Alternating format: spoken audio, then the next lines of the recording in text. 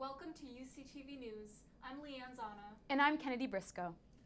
The Hartford Courant reports that former UConn men's basketball head coach Kevin Ollie met with UConn's athletic director late last week in regards to his contract. Ollie is currently suspended with pay as a result of an NCAA investigation. Ollie is fighting to receive the over $10 million left on his contract after his firing. If the athletic director and Ollie cannot reach an agreement, the next step is to bring it to President Susan Herbst. A UConn junior was named the 2018 Truman Scholar on Friday by the Harry S. Truman Scholarship Foundation. Akshaya Chidababu is one of 59 students selected across the U.S. for the award that supports the next generation of public service leaders. Chidababu is a STEM scholar, serving as the vice chair of the Academic Affairs Committee and USG Senator for Multiculturalism and Diversity. Truman Scholars receive a $30,000 scholarship for graduate school and professional development opportunities for a career in public service. Awards are given on May 27th at the Harry S. Truman Presidential Library and Museum. A team of UConn engineers has designed a smart sensor network for tracking submarines. According to UConn Today, this system will allow shipbuilders to accurately test the response of physical hardware components for real-world conditions at sea. The team is led by Richard Christensen, who is a professor of civil and environmental engineering at UConn. The UConn Alumni Center is collecting donations of old dresses and accessories for high school students to wear to prom. Prom Angels will be receiving donations to help local students in need. The Alumni Center will be accepting donations Monday through Friday, 9 a.m. to 4 p.m. All donations must be dropped off by Wednesday, May 9th. You know, it's just so great that they're giving back to the community. And now all these kids have things to wear at prom. Awesome. Yeah. Now we move to catch up with the rest of Connecticut. 2 Sandy Hook families have filed lawsuits against radio host Alex Jones for claiming the fatal Sandy Hook shootings did not happen. The lawsuits allege Jones of consistently falsely attacking the parents, which led to the parents receiving death threats. Neil Heslin and Leonard Posner, who both lost children in the massacre, filed separate lawsuits in Texas because Jones Media Company is based in Texas. Both lawsuits are seeking for more than $1 million in damages from Jones.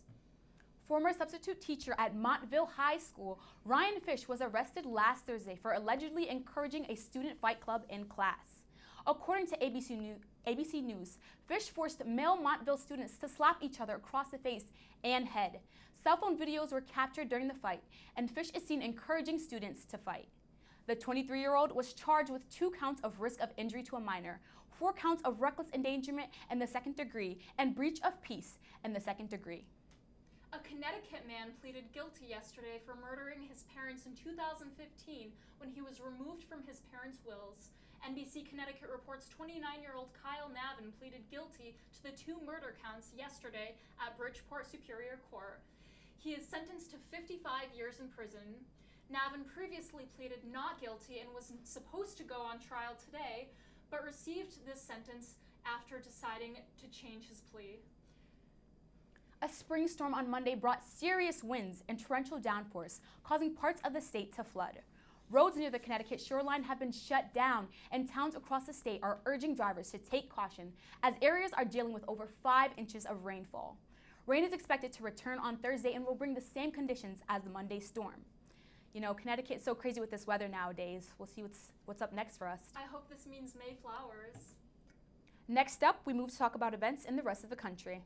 According to NBC News, Desiree Linden was the first U.S. woman to win the women's division of the 122nd Boston Marathon since 1985. For the past 33 years, the winners have been foreign-born. Linden is a 2-time Olympian, and yesterday she battled through the rain and wind for her 6th time competing in the race. In 2011, she lost the marathon by only 2 seconds. The race course runs over 26 miles, and Linden was able to finish the race in 2 hours, 39 minutes, and 54 seconds. NBC Connecticut reported Monday that Starbucks CEO Kevin Johnson met with Philadelphia Mayor Jim Keeney to discuss race relations in their stores after a Thursday incident. 2 black men were arrested on Thursday after the manager of a Philadelphia Starbucks called 911. Video of the incident showed a man saying that the 2 men were just sitting down in the Starbucks. Outrage of the incident spread on social media, prompting protests of the Starbucks. Fox News host Sean Hannity was revealed as one of Michael Cohen's clients during a hearing on Monday. According to the New York Times, Cohen, who is the president's lawyer, had his office raided by the FBI last week after a tip from special counsel Robert Mueller. Mueller is leading an investigation looking into possible ties between Russia and the Trump campaign. Hannity has been a vocal supporter of the Trump administration and condemned the FBI's raid of Cohen's office. Hannity has denied ever being one of Cohen's clients. On Monday, Kendrick Lamar's fourth album, Damn, won the Pulitzer Prize for Music. Lamar is the first rapper to win the Pulitzer Prize, and this is the first hip-hop album to ever be awarded. Album genres in the past have either been jazz or classical.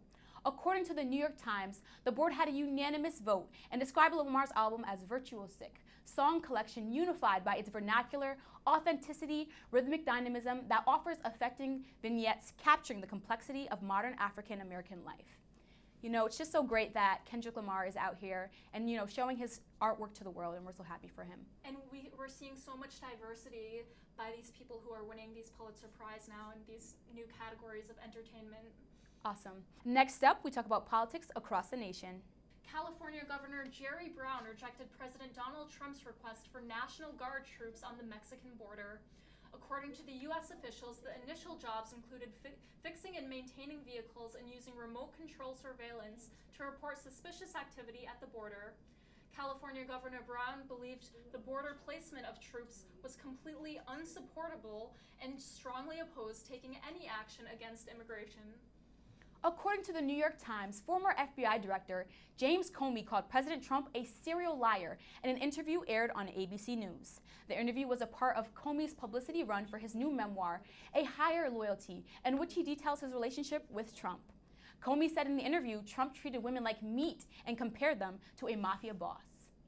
That does it for us tonight here at UCTV News. Be sure to check out our YouTube at UCTV Channel 14 and tune in next Tuesday for our last edition of UCTV News for the spring semester. Thank you and good night.